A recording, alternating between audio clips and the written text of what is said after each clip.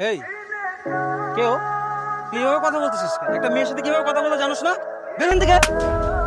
দেখো, বলা অনেক সহজ যে অপেক্ষা করব কিন্তু করা এত সহজ না। পারছো অপেক্ষা করতে? আর তুমি দেখো, আজকে তুমি আমাকে একটা ছেলের সাথে শুধু দেখছো, এটা তুমি মেনে নিতে পারো না। তুমি ছেলের গায়ে হাত তুলে দিতেছো। প্রমির নাম মুখে নেবেন না। আপনার কোনো রাইটই নেই প্রমির নাম মুখে নেয়। প্রমি সবকিছুতে পাজলে আরেকটা জায়গায় চলে গেছে। পুরো ফাকড আপ লাইফ আমার জাস্ট বিকজ অফ ইউ।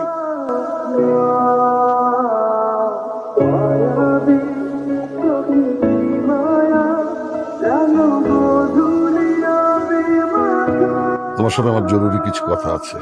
বলো। আমি জানি তুমি আমার কথা কখনো অবাধ্য হবে না। তোর বাবা হিসেবে আজকে তোকে একটা অনুরোধ করতে। জয়ী তোর ভাইকে ভালোবেসে বিশ্বাস করে আমাদের বাড়িতে এসেছে। তুই আমাকে কথা দে, তুই ওকে বিয়ে করবি। ও খুব একা হয়ে গেছে রে। কি বলছো এইসব?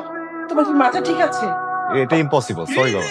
বাবা, উনি আমার ভাইয়ের ওয়াইফ, এইটা তো কখনোই চেঞ্জ হবে না। আমার মাথা থেকে এটা কখনো সরবে না। তুমি বলো না, মানে এটা ইম্পসিবল, কখনোই সম্ভব না। তাহলে শোন, তুই যদি রাজি না হোস, মেয়ে জয়ীকে নিয়ে এই বাড়ি থেকে চলে যাবো।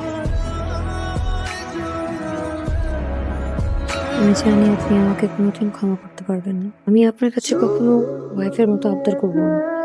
আমি এটাও জানি যে আপনি কোনোদিন আমাকে ওয়াইফ হিসেবে মেনে নিতে পারবেন না। আপনি আপনার লাইফ যেভাবে ইচ্ছে সেভাবে সাজাতে পারেন। আমিও সরি। এমন একটা সিচুয়েশন পরিবারের উপর থেকে রিসেন্টলি যা গেল, এরপরে আমি আমার বাবার সাথে ফাইট করতে পারি। আমার জীবনে একটা মানুষ থাকার পরেও আমি অন্য আরেকটা মানুষকে বিয়ে করেছি। আমি একটা মেয়েকে অনেক ভালোবাসি। আমি আমাকে অনেক ভালোবাসি। আমার যে এখন কি করা উচিত এটাই বুঝতে পারছি না।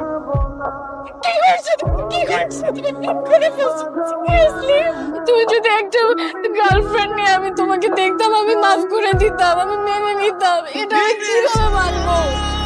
আমার এখন কি হবে? বিয়ে কেন করছো? বিয়েটা আমরা কি ইচ্ছে করে করিনি।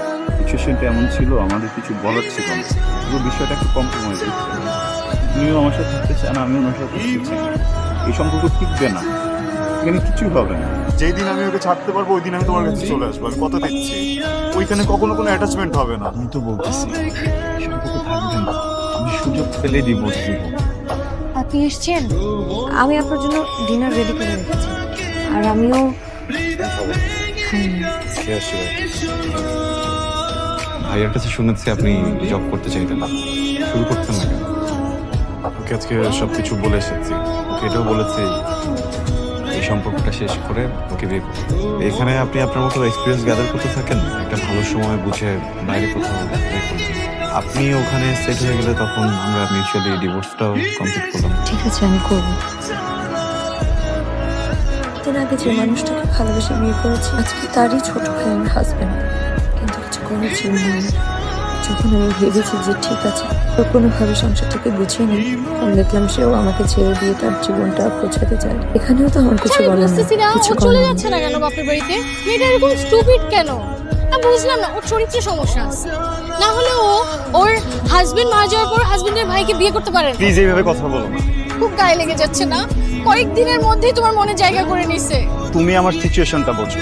একটা রিলেশনশিপে যতটুকু অনেস্টি দরকার আমি ঠিক ততটুকু অনেস্ট আছি। আমি আমার বাবাকে না করতে পারি না। উনি কিভাবে আমার বাবাকে না করতে বলো? আয়ান, তুমি আমার সিচুয়েশনটা বুঝতে পারতেছো? আমি ছোটবেলা থেকে কোন সিচুয়েশনে বড় হইছি? আমার বাবা আমার মাকে চিট করছে, এখন সেম জিনিস আমার সাথে হচ্ছে। এই জিনিস ফেস করছো না তুমি, প্লিজ। না, তোমার বাবাও তোমার মাকে না বলে একটা বিয়ে করে ফেলছিল। আমি হয়তোবা তোমাকে না বলে এটা করছি, বাট আমি নিজের সাথে তোমাকে এটা বলছিলাম। কয়দিন পরে আবার চলে যাব বাইরে। আমি এই কয়েকদিন তোমার কাছে সবকিছু লুকিয়ে তোমার সাথে এইভাবে দেখা করে ঘুরে ফিরে চলে যেতে পারতাম না? ঠিক আছে, আমিও সরি। এক্সকিউজ মি, আপনি প্রত্যেক দিন কেন এখানে এভাবে অপেক্ষা করেন বলেন তো? আপনার মতো খেয়ে দিয়ে শুয়ে পড়লেই তো হয়, তাই না? এখানে ঝিমানোর তো কোনো মানে হয় না, হয়? দেখ, সময় কিন্তু মাত্র 40 মিনিট আছে। 30 মিনিটের মধ্যে সবকিছু শেষ করতে হবে। কিভাবে কি করবি তাড়াতাড়ি। সামির, তুমি কেন? আমি তোমাকে সারপ্রাইজ দিতে চাইছিলাম। আজকে তো তোমার বার্থডে ছিল, আমি সারপ্রাইজ প্ল্যান করেছিলাম। তুমি উল্টা আমাকে সারপ্রাইজ দিয়ে দিলা। আর তুমি যে আমাকে নিয়ে এত প্ল্যান করছো, এতেই আমি অনেক সারপ্রাইজ। আয়ান, তুমি এখানে? এই কেউ তুই এভাবে কথা বলতেছিস কেন? একটা মেয়ের সাথে কিভাবে কথা বলে জানোস না? বেরো এখান থেকে। আমি তোর প্রিভিয়াস ভার্সন। আমি যখন ডুবতেছিলাম তখন আমার বাঁচানোর মতো কেউ ছিল না। তুই শুকর কর যে তোকে বাঁচানোর জন্য আমি গেছি। আয়ান, ওর কোনো দোষ নাই, ওর কোনো দোষ নাই। তাহলে কার দোষ? খুব লেগে গেছে না? আয়ান দেখো, দোষটা কারো না, দোষটা তোমার আমার সিচুয়েশনে।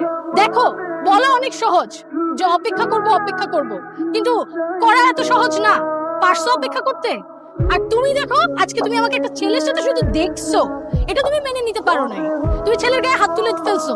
এখন যদি তুমি তোমার ওয়াইফকে ডিভোর্স দিয়েও আমার কাছে চলে আসো, আমি তারপরও তোমার সাথে যাব না, কারণ আমার সেই বিশ্বাসটা তোমার উপর থেকে চলে গেছে। হোক না, ইটস ওভার। আপনি যদি কিছু মনে না করেন, একটা কথা বলবো।